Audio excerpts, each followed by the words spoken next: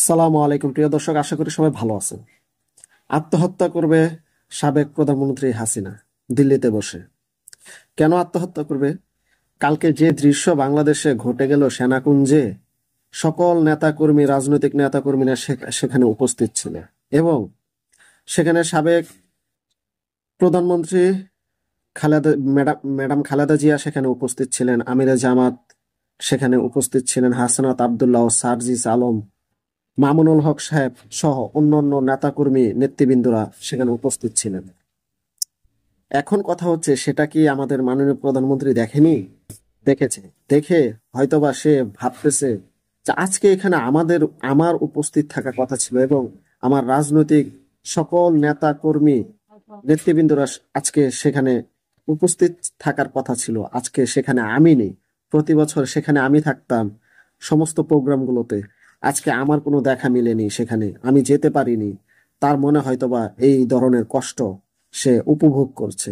এটাই স্বাভাবিক। ক্ষমতা চিরস্থায়ী নয়। ক্ষমতাকে ধরে রাখতে হলে ক্ষমতাকে সুন্দরভাবে ব্যবহার করতে হয়। ক্ষমতাকে যারাই অব্যবহার করেছে, বল প্রয়োগ করেছে, তারা কোনোদিন কশ্চিনকালেও ক্ষমতাকে টিকিয়ে রাখতে পারেনি।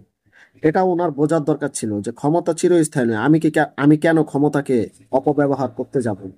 ক্ষমতা যেহেতু চিরস্থায়ী নয়, তাহলে ক্ষমতাটাকে আমি একটু ভালো কাজে ব্যবহার করি। কিন্তু সাবেক প্রধানমন্ত্রী হাসিনা সে কাজ উনি করেননি। বিধায় ওনাকে ক্ষমতাচ্যুত করা হয়েছে দেশ থেকে, তার বাধ্যতামূলক চলে যেতে হয়েছে। তার চলে যাওয়ার পেছনে কারণ হচ্ছে উনি যে পরিমাণ গণহত্যা চালিয়েছে, এটা দেশের জনগণ মেনে নিতে পারেনি।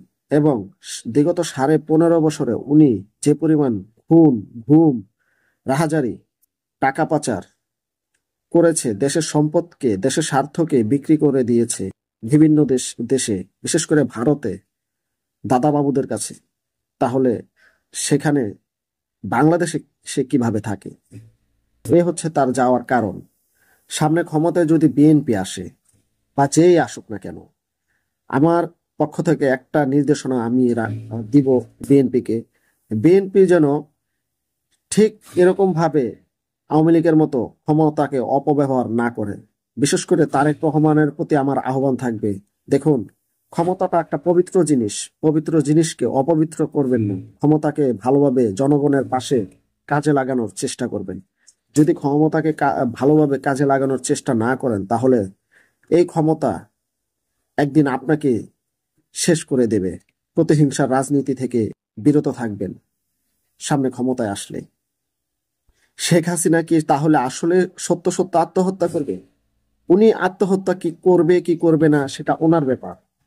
কারণ উনি যে অবস্থা বাংলাদেশের দেখতেছে ওখানে বসে, ওনার আত্মহত্যা করারই কথা। কারণ উনি মনে মনে, আর ওনার মন হয়তো বা আত্মহত্যা করে ফেলেছে। এটা দেখার পরে, এই সমস্ত সিন দেখার পরে, ভিডিও দেখার পরে ওনার হয়তোবা মন আত্মহত্যা করে ফেলেছে। কিন্তু বাস্তবিক অর্থে যেটা বোঝায় সেটা হচ্ছে উনি বাস্তবিক ভাবে আত্মহত্যা করেননি। উনি প্রতিহিংসায় ওনার ওনার মন, ওনার অন্তর জ্বলে পুড়ে ছারখার হয়ে যাচ্ছে।